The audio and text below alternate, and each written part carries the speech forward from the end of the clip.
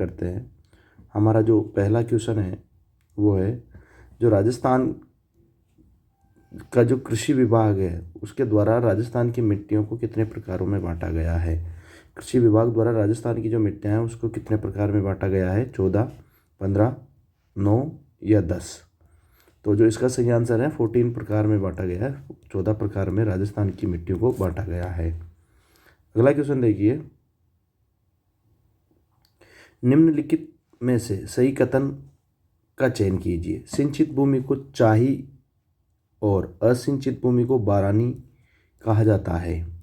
सिंचित और असिंचित को क्या क्या कहा जाता है, सिंचित को चाही और असिंचित को बारानी कहा जाता है। सारी ये जो मृदाएं होती हैं उनको बेहतर बनाने के लिए या अच्छा बनाने के लिए या कृषि योग्य बनाने के लिए हम जिप्सम का उपयोग करते हैं।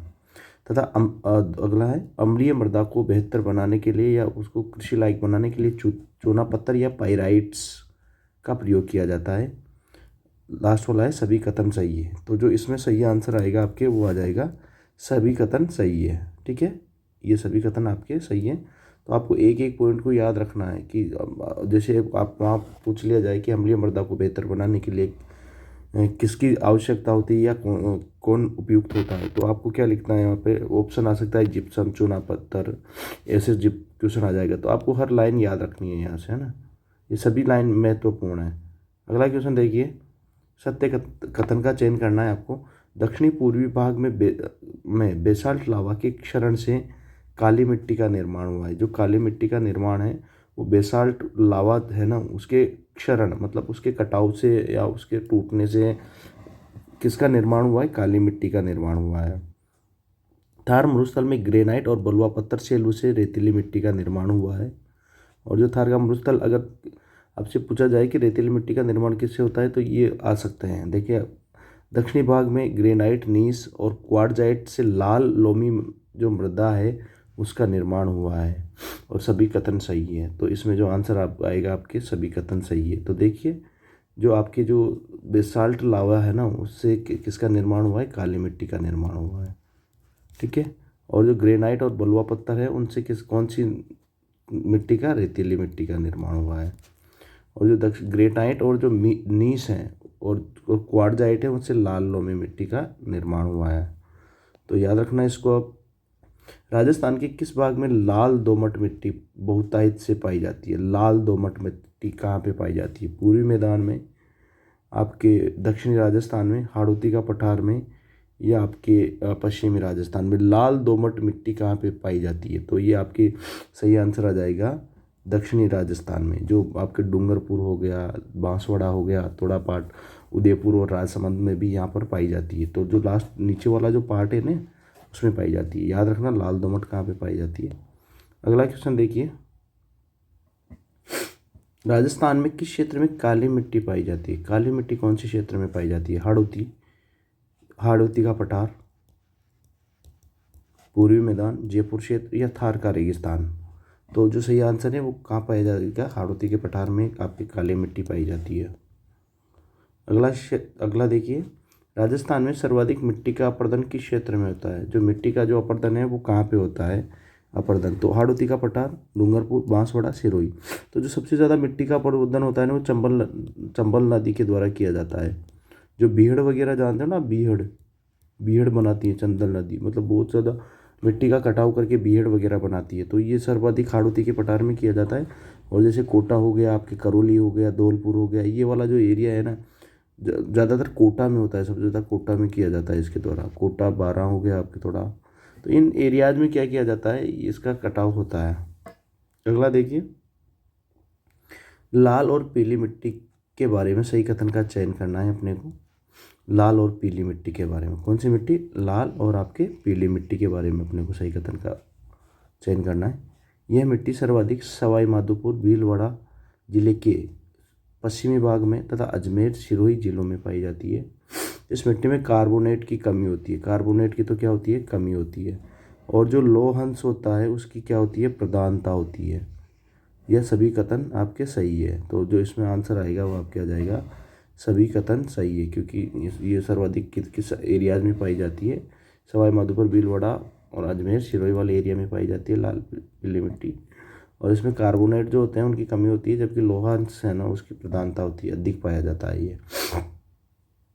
अगला देखिए, जो लाल लोमी मृदा है वो किन जिलों में पाई जाती है?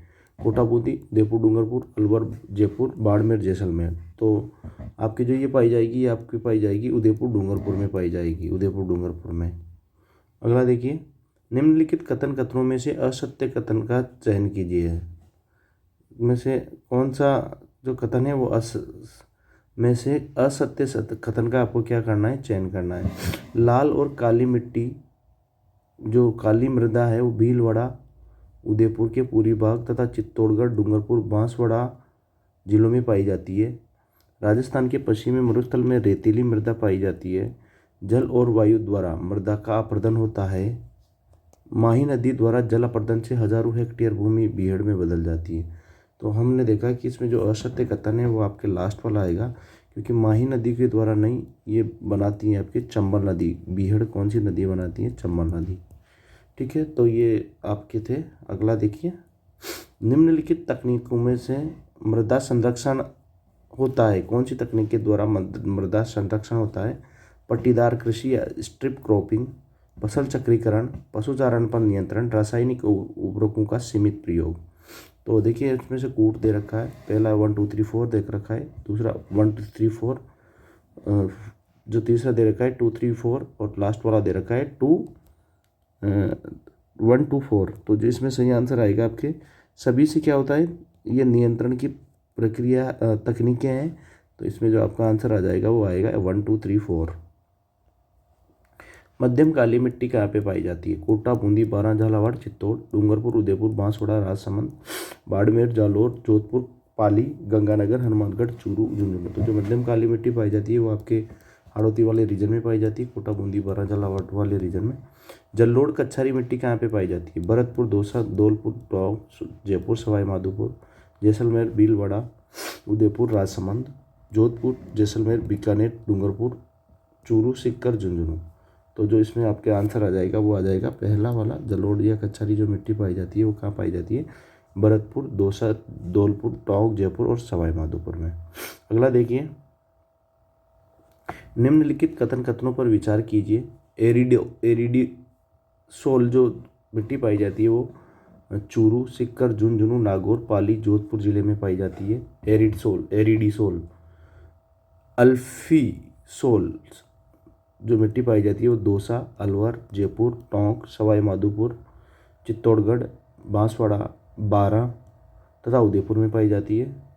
जो एंटीसोल जो मृदा पाई जाती है वो पश्चिमी राजस्थान में बाड़मेर, जैसलमेर, जोधपुर, बीकानेर, गंगानगर, हनुमानगढ़, नागौर, जालोर और पाली में पाई जाती है। अगला, जो वर्टिसोल्स है वो बारां, कोटा, बूंदी, झालावाड़ और डूंगरपुर में पाई जाती है। और इंसेप्टिसोल जो है वो सिरोही, पाली, चित्तौड़, उदयपुर और जयपुर, सवाई माधोपुर में पाई जाती है। तो सही कूट का अपने को चयन करना है, कौन कौन से सही है। सही कूट कौन सा है? 1 2 3 4, 1 2 3 4 5, 2 4 5 या 1 3 4 5। तो इसमें जो आपके आंसर आ जाएगा वो आ जाएगा 1 2 3 4 5। मतलब सभी जो कथन है वो सही है। और ये आपको याद रखना है, क्योंकि ज़्यादातर क्वेश्चन यहाँ से बन जाता है कि एरिडोसोल्स जो मिट्टी है वो कौन से एरिया में पाई जाती है, अल्फीसोसोल जो मिट्टी है वो कहाँ पे पाई जाती है। तो आपको ये याद रखना है, ठीक है ना। रेह, कल्लर, उत्सर किस मृदा के अन्य नाम है? काली, भूरी, लवणीय या सभी? तो जो रेह, कल्लर और जो उत्सर है वो किस मृदा के नाम है? तो जो इसमें आंसर आएगा जो है ये आपके आगे जाएगी, आपके लवणीय मृदा को कहा जाता है। तो ये अपना चैप्टर, ये आज के क्वेश्चंस थे। और एक ध्यान रखना, जो सिरोज में जो मिट्टी है, सिरोज में जो मिट्टी है वो किसको कहा जाता है? जो जो सिरोज में है वो कौन सी मिट्टी को कहा जाता है और वो कहाँ पे पाई जाती है? जो भूरी रेतीली मिट्टी है ना, भूरी रेतीली मिट्टी, भूरी रेतीली मिट्टी उसको सिरोज में भी कहा जाता है, सिरोज में।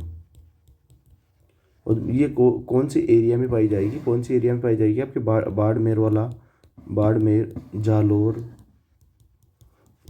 जोधपुर, पाली और आपके हो जाएगा ये नागौर, अजमेर आदि जिलों में ये पाई जाती है। सीकर, सिरोही में भी कुछ इसका पार्ट पाया जाता है, सीकर और सिरोही। ठीक है, इनमें पाई जाती है। तो आज के लिए ये हमारा क्वेश्चन था। आई थिंक आपको बहुत अच्छे लगे होंगे, और अगर आपको पसंद आए तो शेयर, सब्सक्राइब और लाइक ज़रूर कीजिए। Thank you.